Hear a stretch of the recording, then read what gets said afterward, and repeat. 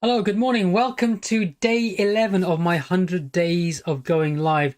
Today I'm asking the question, is it possible to get all your sources of protein completely from plants? In terms of amino acids, is it possible to get a complete protein source from plants? And the answer is yes, and I'm going to give you 3 examples of 3 complete plant proteins, so stay tuned. Hello, my name is Mulk Raj. I'm an integrative nutrition health coach. And on this channel, I'm talking about men's health. I'm helping men who are struggling with mental and physical health to try and help them live a more balanced, purposeful, and inspired life. So thank you very much for being here. If that sounds interesting to you, please consider subscribing. Hit the like button if you like this video, and hit the bell notification icon. So let's get into this. Let's get into this list of 3 items.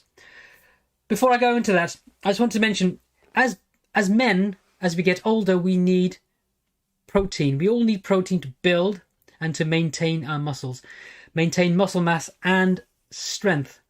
But do our sources of protein necessarily all have to come from animal protein?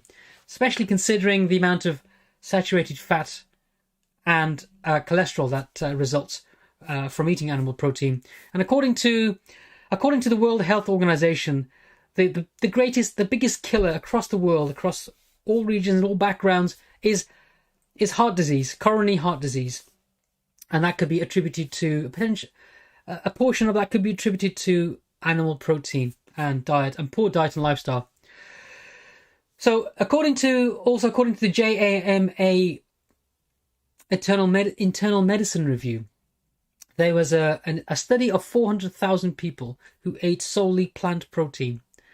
And it found that by eating plant protein, it reduced the risk of death by 13 to 24%. And I know we're all going to die at some point, but how do you want to face those years? How do you want to live? Do you want to live a healthy lifespan, a healthy health span? So I want to give you 3 sources of complete plant protein in terms of all of the essential amino acids. The amino acids which are the building blocks of protein, and the essential ones are there are 9 essential amino acids which our body can't make and which we need to get from food.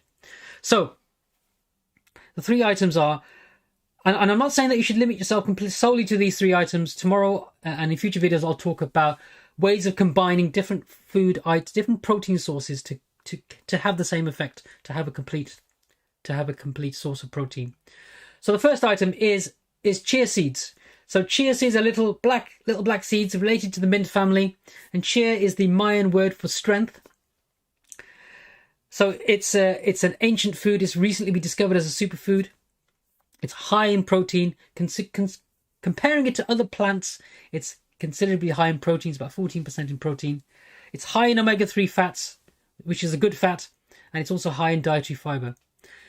So the way to eat chia seeds the way I eat them is to put them in my oats in the morning. I have a tablespoon of chia seeds in my oats. Soak them first. You can also put them in smoothies, and you can also put them in soups. Smooths. You can also put them in soups. So that's chia seeds. That's number 1. It's a complete plant source of protein with all essential amino acids.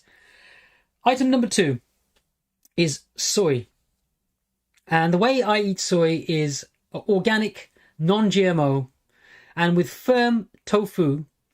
What I do is I crumble up the tofu by hand and I marinate it in whatever flavors I want. The good thing about tofu, it's not only is the richest source of protein, it is a complete source of protein, has all the essential amino acids, but it's also very high in calcium.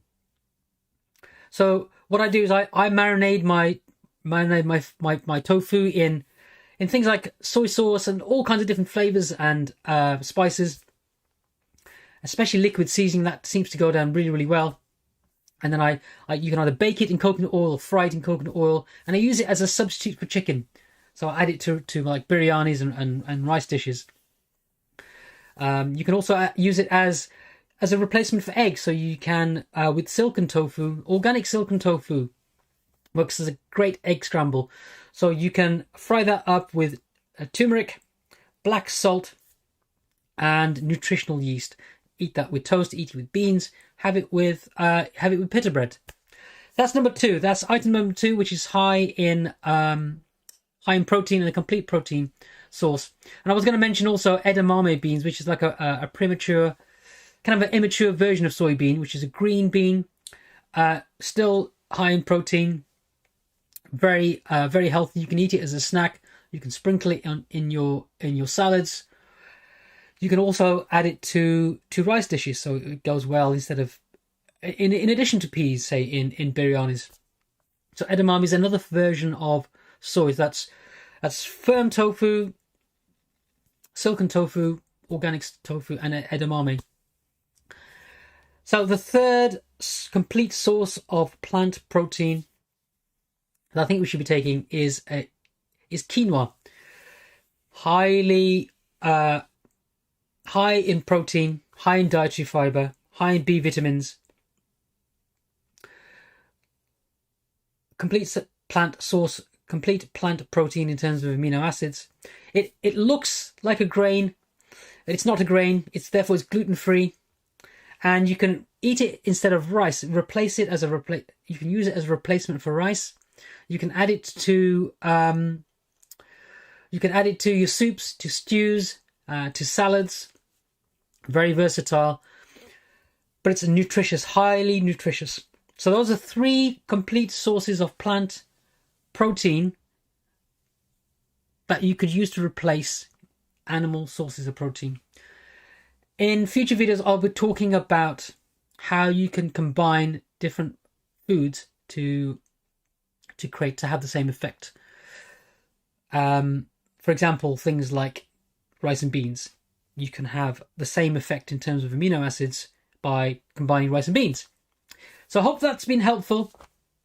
Hope you're considering experimenting with different sources of plant protein. If you like this video, please give me a thumbs up. Consider subscribing. And I'll see you tomorrow for day 12, probably on the subject of protein. Thank you very much for being here. I really appreciate your time. Take care. Hope to see you soon. Bye-bye.